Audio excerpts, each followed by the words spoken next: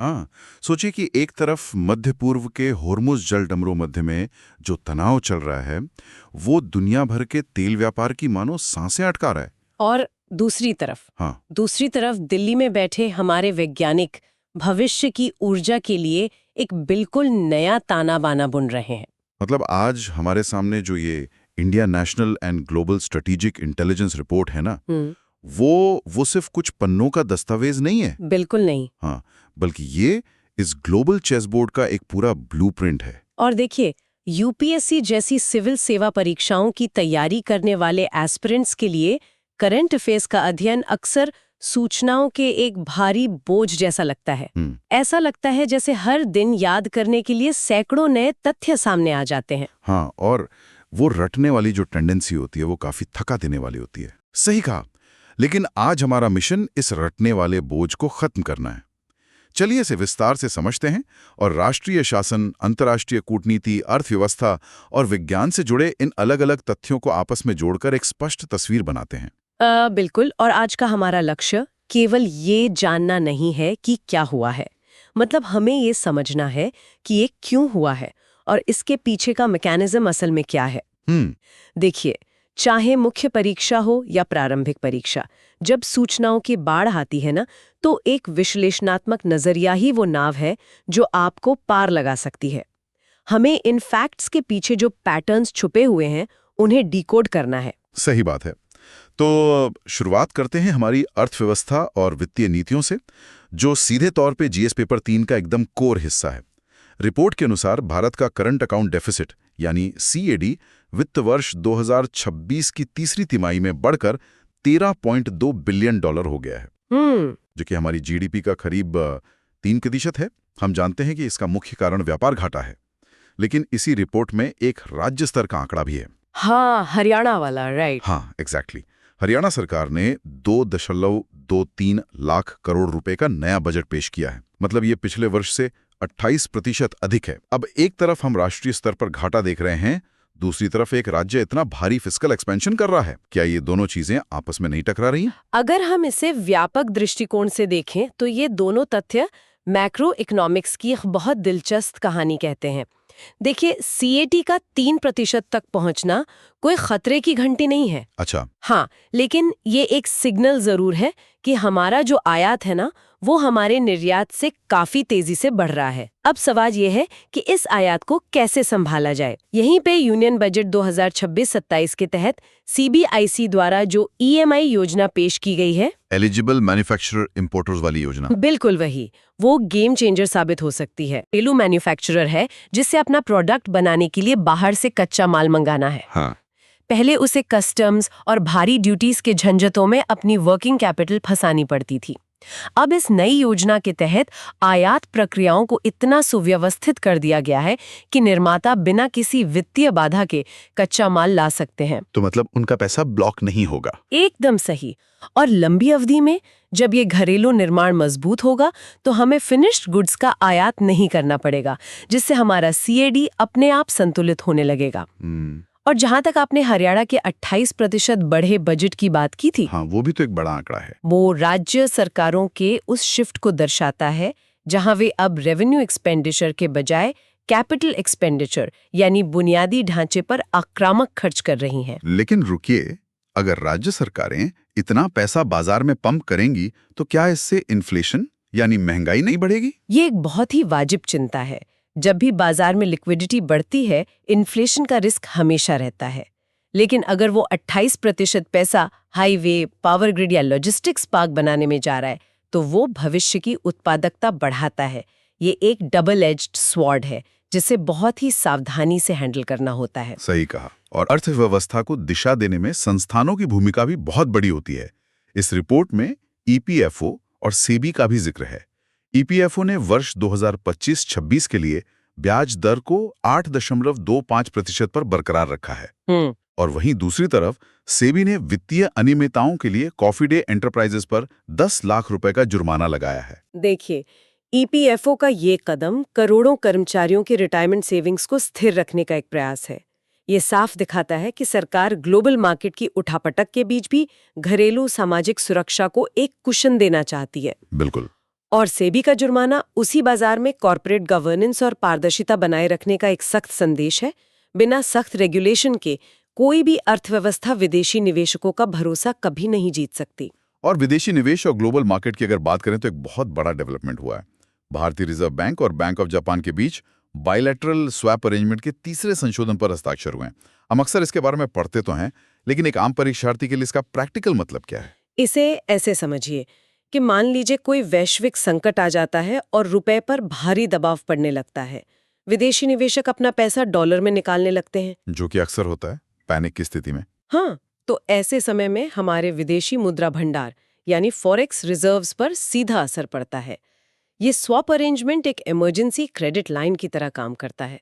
जरूरत पड़ने पर आरबीआई बैंक ऑफ जापान से सीधे येन या डॉलर ले सकता है और बदले में रुपये दे सकता है। ओहो, तो इससे हमारा कोर फॉरेक्स रिजर्व सुरक्षित रहता है। बिल्कुल, और दोनों देशों के बीच व्यापार बिना किसी रुकावट के चलता रहता है।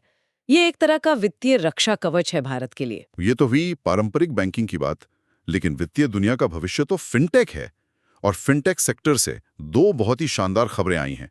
पहली, पाइन लैब्स मध्य पूर्व, अफ्रीका और दक्षिण पूर्व एशिया के 9 देशों में एक स्टेबल कॉइन समर्थित प्रीपेड कार्ड लॉन्च कर रही है। और दूसरी खबर गिफ्ट सिटी से है, जहां इंडिया आईएनएक्स ने अंतर्राष्ट्रीय निवेश के लिए HSBC के साथ पार्टनरशिप की है। पाइन लैब्स वाला जो कदम है ना, वो बहुत ही रणनीतिक है।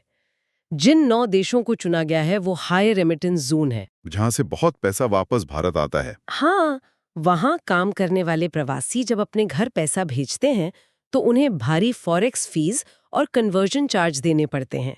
अब स्टेबल कॉइन, जो कि एक ऐसी क्रिप्टो करेंसी है जिसकी कीमत डॉलर या किसी फिएट करेंसी से बंधी होती है, राइट। तो उसका इस्तेमाल करके ये कार्ड्स उस भारी फीस को बाईपास कर देते हैं। ये सिर्फ एक टेक्नोलॉजी का डेमो नहीं है, ये उन प्रवासियों के लिए एक लाइफलाइन है। और जहां तक गिफ्ट सिटी की बात है, HSBC के साथ ये पार्टनरशिप भारत को ग्लोबल कैपिटल फ्लो का सिर्फ एक दर्शक नहीं बल्कि एक प्रमुख खिलाड़ी बना रही है। यहाँ ये विषय बहुत ही रोचक हो जाता है, क्योंकि जब हम ग्लोबल कैपिटल और अंतर्राष्ट्रीय सीमाओं की बात करते हैं तो कूटनीति और भू राजनीति यानी जियोपॉलिटिक्स अपने आप चर्चा के केंद्र में आ जाते हैं। एकदम सही कहा। जीएस पेपर 2 के नजरिए से देखें तो भारत और कनाडा के संबंधों का रीसेट होना एक बहुत बड़ी खबर है। प्रधानमंत्री नरेंद्र मोदी और कनाडा के प्रधानमंत्री मार्क कार्नी ने वसुधैव कुटुंबकम के दृष्टिकोण के तहत द्विपक्षीय संबंधों को पुनर्जीवित करने के लिए संयुक्त बयान जारी किया है। पिछली जो कड़वाहट थी, क्या वो सिर्फ एक कूटनीतिक दिखावा थी या ये रीसेट किसी मजबूरी का नतीजा है? अंतर्राष्ट्रीय संबंधों में भावनाओं से ज्यादा हितों का महत्व होता है। जो पिछला तनाव था वो अपनी जगह था, लेकिन दोनों देशों को ये अच्छी तरह पता है कि वे एक दूसरे को अनिश्चितकाल तक इग्नोर नहीं कर सकते। सही बात है। कनाडा को भारत के विशाल बाजार और टैलेंट पूल की जरूरत है, और भारत को भी कनाडा में अपने डायस्पोरा और निवेश के हितों की रक्षा करनी है। ये रीसेट इस बात का सबूत है कि कूटनीतिक दरारों के बावजूद रणनीतिक और आर्थिक आवश्यकताएं अंततः देशों को वापस बातचीत की मेज पर ले ही आती हैं। मतलब ये प्रैग्मैटिज्म है। हाँ, ये भारत की व्यवहारिक कूटनीति यानी प्रैग्मैटिक डिप्लोमेसी का एक बेहतरीन उदाहरण है। प्रैग्मैटिज्म की बात करें तो मध्य पूर्व का हॉर्मुज जलडमरू मध्य इस समय दुनिया की सबसे बड़ी चिंता बना हुआ है। ईरान, अमेरिका और इजराइल के बीच का जो तनाव है वो इस इलाके को एक वॉर जोन में बदल रहा है। ये सिर्फ एक भौगोलिक क्षेत्र नहीं है, यहाँ से दुनिया के तेल और LNG व्यापार का 20% हिस्सा गुजरता है। अगर ये रास्ता ब्लॉक होता है तो भारत पर इसका क्या असर होगा? इसका असर तुरंत और बहुत ही गहरा होगा। हमने अभी चर्चा की थी कि हमारा करंट अकाउंट डेफिसिट 3% पर है। अगर हॉर्मुज ब्लॉक होता है तो वैश्विक बाजार में कच्चे तेल की कीमतें रातों रात आसमान छूने लगेंगी। और हम तो तेल के लिए काफी हद तक आयात पर ही निर्भर हैं। बिल्कुल, चूंकि भारत अपनी तेल जरूरतों का एक बहुत बड़ा हिस्सा आयात करता है, तो हमारा आयात बिल अचानक से बेतहाशा बढ़ जाएगा। महंगाई बढ़ेगी और पूरी मैक्रो इकोनॉमिक स्थिरता खतरे में आ जाएगी। हॉर्मुज जैसी जगहें ग्लोबल चोक पॉइंट्स कहलाती हैं, और ये भू राजनीतिक संवेदनशीलता सीधे तौर पर हमारी आर्थिक सुरक्षा को चुनौती देती है। तो इसका समाधान क्या है फिर? क्या हम हमेशा ऐसे चोक पॉइंट्स के भरोसे रह सकते हैं? शायद इसी का जवाब हमें रिपोर्ट के अगले हिस्से में मिलता है। इंटरनेशनल सोलर अलायंस यानी ISA और IIT दिल्ली के बीच एक नया समझौता हुआ है। यह सदस्य देशों में नवीकरणीय ऊर्जा अनुसंधान को मजबूत करेगा। बिल्कुल सही जोड़ा आपने इसे। ये सिर्फ एक एकेडमिक समझौता नहीं है। जब हॉर्मुज़ जैसे पारंपरिक ऊर्जा मार्गों पर खतरा मंडराता है, तो हमें एक ऐसे ऊर्जा स्रोत की तरफ शिफ्ट होना पड़ता है जिसे कोई ब्लॉक ना कर सके। सही बात है। सूरज की रोशनी को तो कोई ब्लॉक नहीं कर सकता। एग्जैक्टली। ISA और IIT दिल्ली मिलकर इसी दिशा में काम कर रहे हैं। सोलर टेक्नोलॉजी को सस्ता और ज्यादा सुलभ बनाना, ये असल में ऊर्जा कूटनीति का भविष्य है। ऊर्जा संरक्षण से जुड़ा एक और शानदार अपडेट हमारे पर्यावरण और विज्ञान खंड में है, जो GS पेपर 3 का हिस्सा है। इंडिया हैबिटेट सेंटर में ब्यूरो ऑफ एनर्जी एफिशिएंसी का 25वां स्थापना दिवस मनाया गया। इसके साथ ही नागालैंड के उच्च शिक्षा विभाग और भारत मौसम विज्ञान विभाग ने जलवायु अनुसंधान के लिए एक MOU साइन किया है। ये नागालैंड वाला MOU बहुत महत्वपूर्ण है। पूर्वोत्तर भारत की जो टोपोग्राफी है या भौगोलिक संरचना जिसे हम कहते हैं, वो इतनी जटिल है कि वहाँ सामान्य मौसम के मॉडल अक्सर सटीक साबित नहीं होते। हाँ, वहाँ का मौसम मैदानी इलाकों से बहुत अलग होता है। जलवायु परिवर्तन के इस दौर में उस खास क्षेत्र के लिए स्थानीय डेटा और रिसर्च बहुत जरूरी है। ये समझौता उसी लोकल कैपेसिटी बिल्डिंग पर फोकस करता है। पर्यावरण की बात हो रही है तो वन्य जीवों को कैसे भूल सकते हैं। ओडिशा के देवरीगढ़ वन्यजीव अभयारण्य में दूसरे इंडियन बाइसन फेस्ट का आयोजन हो रहा है। वहीं आंध्र प्रदेश में उप मुख्यमंत्री पवन कल्याण ने मानव वन्यजीव संघर्ष को रोकने के लिए प्रोजेक्ट हनुमान लॉन्च किया है। लेकिन जमीनी स्तर पर यह संघर्ष रोकने के लिए होता क्या है? एक आम किसान के लिए इसका क्या मतलब है? इससे एक बहुत ही महत्वपूर्ण सवाल खड़ा होता है कि विकास और वन्य जीवों के बीच का टकराव आखिर कैसे रोका जाए। प्रोजेक्ट हनुमान का मतलब सिर्फ जानवरों को पकड़कर जंगल में छोड़ना नहीं है।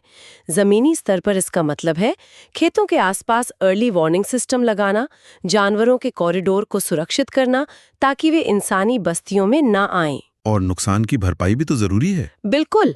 अगर किसी किसान की फसल का नुकसान होता है तो उसे तुरंत मुआवजा देना, ये एक साइंटिफिक अप्रोच है जो जानवरों को मारने के बजाय सह अस्तित्व या कोएग्जिस्टेंस पर जोर देती है। क्या बात है। इसी साइंटिफिक अप्रोच से जुड़ा विज्ञान का एक और हैरान कर देने वाला अपडेट है। वैज्ञानिकों ने 541 मिलियन वर्ष से अधिक पुरानी प्री कैम्ब्रियन चट्टानों में जानवरों के जीवाश्म के शुरुआती प्रमाण खोज निकाले हैं। 541 मिलियन साल? ये तो पूरी तरह से इवोल्यूशन की हमारी समझ को ही बदल सकता है। ये खोज विकासवादी जीव विज्ञान के लिए किसी खजाने से कम नहीं है। यह हमें उस समय में ले जाती है जब पृथ्वी पर बहुकोशिकीय जीवन बस आकार लेना शुरू ही कर रहा था। और जहां एक तरफ हम 541 मिलियन साल पीछे जा रहे हैं, वहीं दूसरी तरफ हम भविष्य की ओर भी तेजी से भाग रहे हैं। HCL टेक और IIT कानपुर ने AI को ग्लोबल कैपेबिलिटी सेंटर्स के लिए व्यावहारिक समाधानों में बदलने के लिए साझेदारी की है। ये इंडस्ट्री एकेडेमिया सहयोग का एक क्लासिक उदाहरण है। अक्सर होता यह है कि विश्वविद्यालयों में बहुत शानदार रिसर्च होती है, लेकिन वो रिसर्च पेपर्स तक ही सीमित रह जाती है। कमर्शियल मार्केट और एकेडेमिया के बीच एक वैली ऑफ डेथ होती है। हाँ, वो प्रैक्टिकल एप्लीकेशन तक पहुंच ही नहीं पाती। बिल्कुल। IIT कानपुर और HCL टेक की ये साझेदारी उसी खाई को पाट रही है। ये AI मॉडल्स को लैब से निकालकर सीधे एंटरप्राइज लेवल की समस्याओं को सुलझाने के लिए तैयार करेगी। चलिए अब रुख करते हैं राष्ट्रीय शासन, रक्षा और महत्वपूर्ण संस्थाओं की ओर, जो GS पेपर 2 और 3 दोनों को कवर करते हैं।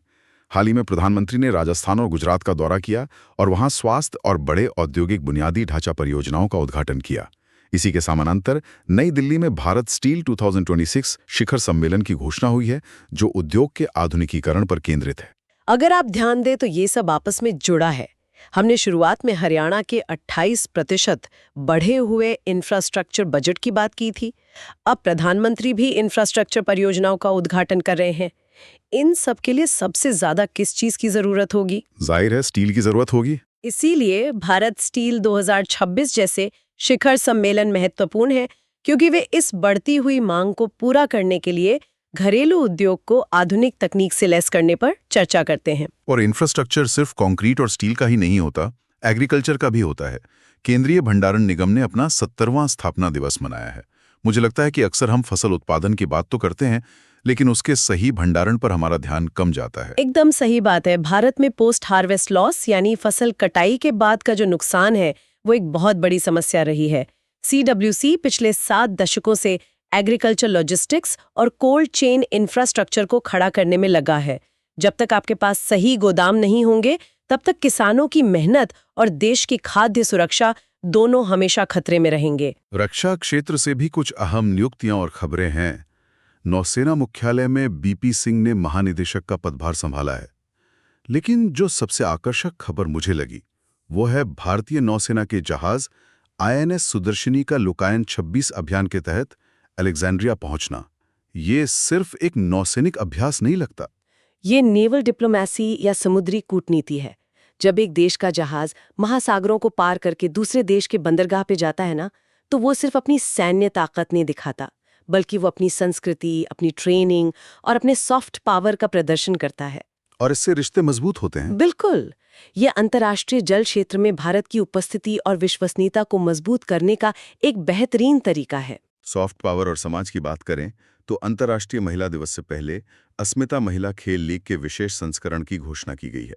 खेलों के जरिए महिला सशक्तिकरण की ये एक बहुत ही शानदार पहल है। अंत में एक शोक समाचार भी है। केरल के दिग्गज राजनेता और पूर्व केंद्रीय मंत्री केपी उन्नीकृष्णन का 90 वर्ष की आयु में निधन हो गया है। उनका राजनीतिक सफर कई दशकों का रहा है। उन्होंने भारतीय राजनीति के कई अहम दौर देखे और केंद्रीय मंत्रिमंडल में महत्वपूर्ण भूमिकाएं निभाईं। उनका जाना यकीनन एक पूरे युग का अंत है। तो इस सब का असल में क्या अर्थ है? अगर हम आज की इस पूरे डिस्कशन को एक फ्रेम में रखें तो एक यूपीएससी एस्पिरेंट के तौर पर हमें क्या समझ आता है? हमने शुरुआत की थी अर्थव्यवस्था के आंकड़ों से, जिसमें करंट अकाउंट डिफिसिट और ईएमआई योजना थी। हाँ। फिर हम गए कूटनीति की तरफ, जहां कनाडा के साथ रीसेट हुआ। हमने हॉर्मुज़ जलडमरू मध्य के चौक पॉइंट को देखा और ये भी समझा कि कैसे इसका असर सीधे हमारे आयात बिल पर पड़ सकता है। हमने देखा कि कैसे प्रोजेक्ट हनुमान वन्यजीवों को बचा रहा है और कैसे नागालैंड मौसम के नए मॉडल तैयार कर रहा है। ये सब अलग अलग खबरें नहीं है, ये सब एक दूसरे को प्रभावित करती हैं। बिल्कुल, और एक सिविल सेवक के तौर पे आपको इन्हीं डॉट्स को कनेक्ट करना आना चाहिए। अगर आप आज की इस पूरी चर्चा का सार निकालें तो दो चीजें बहुत स्पष्ट रूप से एक दूसरे के आमने सामने खड़ी दिखाई देती हैं। एक तरफ हम देख रहे हैं कि हॉर्मुज़ जलडमरू मध्य में तनाव चरम पर है। सही बात है। दुनिया का 20% तेल व्यापार एक ऐसे धागे से बंधा है जो कभी भी टूट सकता है। ये भू राजनीतिक अस्थिरता हमारी सबसे बड़ी कमजोरी है। और दूसरी तरफ हमारे पास क्या है? इंटरनेशनल सोलर अलायंस और आईआईटी दिल्ली मिलकर सोलर कैपेसिटी बढ़ा रहे हैं और हमारी संस्था बीईई ऊर्जा दक्षता के 25 साल का जश्न मना रही है। यहीं से सोचने का एक नया दृष्टिकोण जन्म लेता है। आप इस पे गौर कीजिए कि क्या ऐसा हो सकता है कि भविष्य में दुनिया पर्यावरण की चिंता से नहीं, बल्कि हॉर्मुज़ जैसे चोक पॉइंट्स पर मंडराते भू राजनीतिक खतरों की वजह से मजबूर होकर नवीकरणीय ऊर्जा की तरफ पूरी तरह शिफ्ट हो जाए? मतलब मजबूरी भी आविष्कार की जननी बन जाए। बिल्कुल। जब पारंपरिक तेल मार्गों को हथियार बना लिया जाएगा तो ऊर्जा सुरक्षा ही राष्ट्रीय सुरक्षा बन जाएगी। और इससे भी बड़ा सवाल ये है कि जब ये शिफ्ट होगा तो क्या हम एक नए तरह के ग्रीन कॉलोनियलिज्म यानी हरित उपनिवेशवाद की तरफ बढ़ेंगे? ये बहुत ही गहरा पॉइंट है। आज ओपेक देशों का तेल बाजार पर एकाधिकार है। कल को जिनके पास सबसे उन्नत सोलर तकनीक और दुर्लभ खनिज होंगे, क्या वे नई वैश्विक शक्तियां बन जाएंगी? क्या भविष्य में आईएसए जैसी संस्थाएं एक टेक्नोलॉजी कार्टेल के रूप में उभरेंगी जो आज के तेल कार्टेल्स की जगह ले लेंगी? ये सच में रोंगटे खड़े कर देने वाला विचार है। क्या हमारी मजबूरी ही हमें एक नए ऊर्जा युग में ले जाएगी? और उस नए युग के बॉस कौन होंगे? यही वो क्रिटिकल थिंकिंग है जो आपको यूपीएससी के मुख्य परीक्षा के उत्तरों में दूसरों से अलग खड़ा करती है। जो तथ्य आप पढ़ते हैं उनके आगे की संभावनाओं को देखना शुरू कीजिए। आज के इस गहन विश्लेषण में बस इतना ही। इन सवालों पर विचार कीजिए, डॉट्स को कनेक्ट करते रहिए और अपनी तैयारी को और धारदार बनाइए। फिर मिलेंगे एक नए विषय और एक नए विश्लेषणात्मक नजरिए के साथ। नमस्कार।